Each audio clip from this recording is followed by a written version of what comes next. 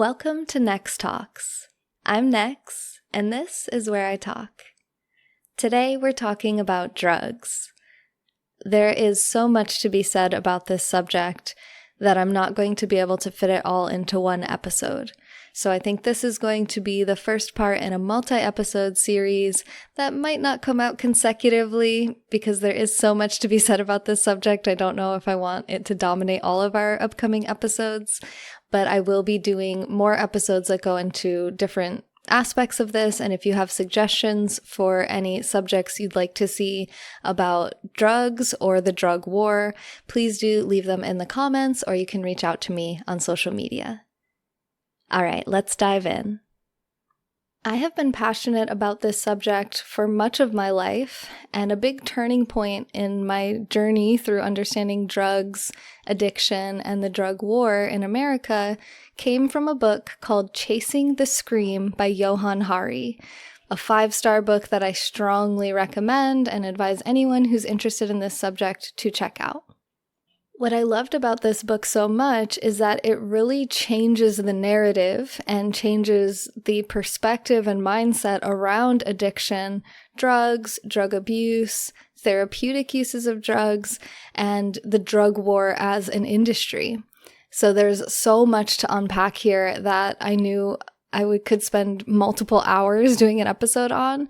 So in this episode, I'm going really basic. I've been kind of paralyzed with research on this subject for the last few weeks that I decided I'm just going to put out a super basic, simple overview episode today about one of the things I find interesting, and we can just unpack different layers and different aspects of this in future smaller episodes.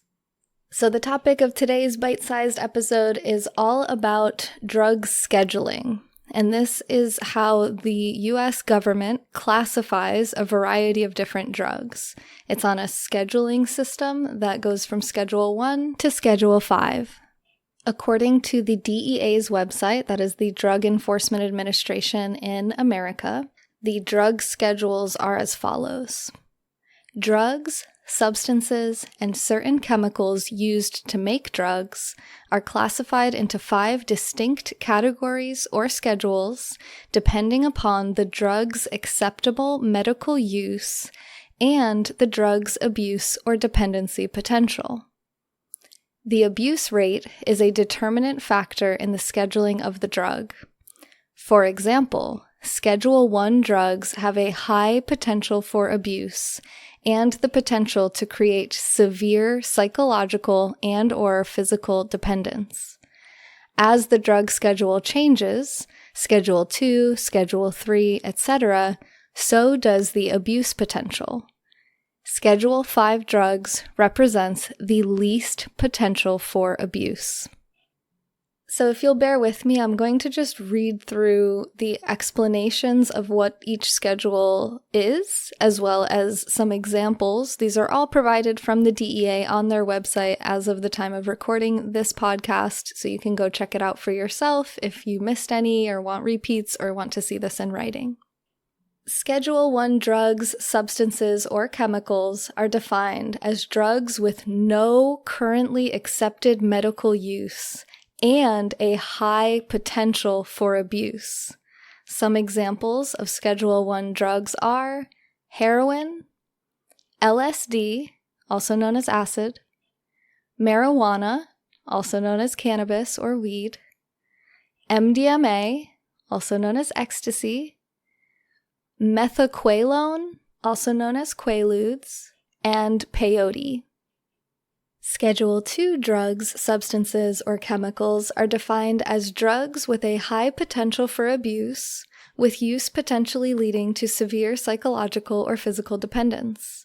These drugs are also considered dangerous.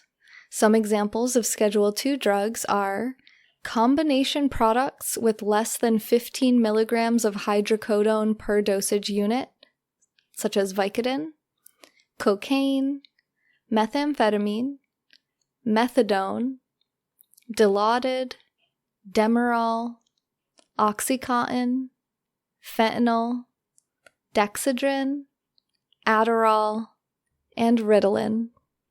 Schedule 3 drugs, substances, or chemicals are defined as drugs with a moderate to low potential for physical and psychological dependence.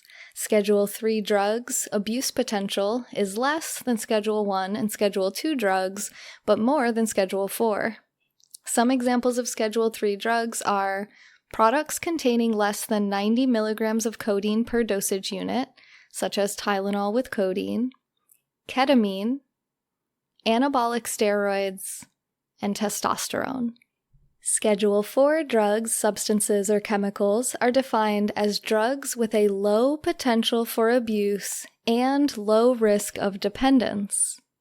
Some examples of Schedule 4 drugs are Xanax, Soma, Darvon, Darvocet, Valium, Ativan, Talwin, Ambien, and Tramadol. Schedule 5 drugs, substances, or chemicals are defined as drugs with lower potential for abuse than Schedule 4 and consist of preparations containing limited quantities of certain narcotics. Schedule 5 drugs are generally used for antidiarrheal, antitussive, and analgesic purposes. That means pain relief. Some examples of Schedule 5 drugs are cough preparations with less than 200 milligrams of codeine per 100 milliliters, such as Robitussin AC, Lomotil, Modafen, Lyrica, and Parapectilin. My apologies if I mispronounced any of these. I think it's important to note that there's a lot of drugs that are used all across the country in heavy quantities that are not on these lists and not part of this scheduling system at all, such as nicotine, caffeine, and alcohol. So in future episodes, I think it would be good to start to drill down into who decides what is considered a drug, who decides whether something can be medically beneficial, who can decide how high potential for abuse a drug has. I'm curious to know who makes these decisions, what kind of studies and data they use to determine its potential for abuse and addiction, and what the history is behind all of these laws and the various governing bodies that are associated with these laws, because the more I dig, the more I find. And there's just so many hands in this pot that it's going to be a lot to untangle, but I'm looking forward to future episodes as we start to try to unravel this and take a peek at the man behind the curtain.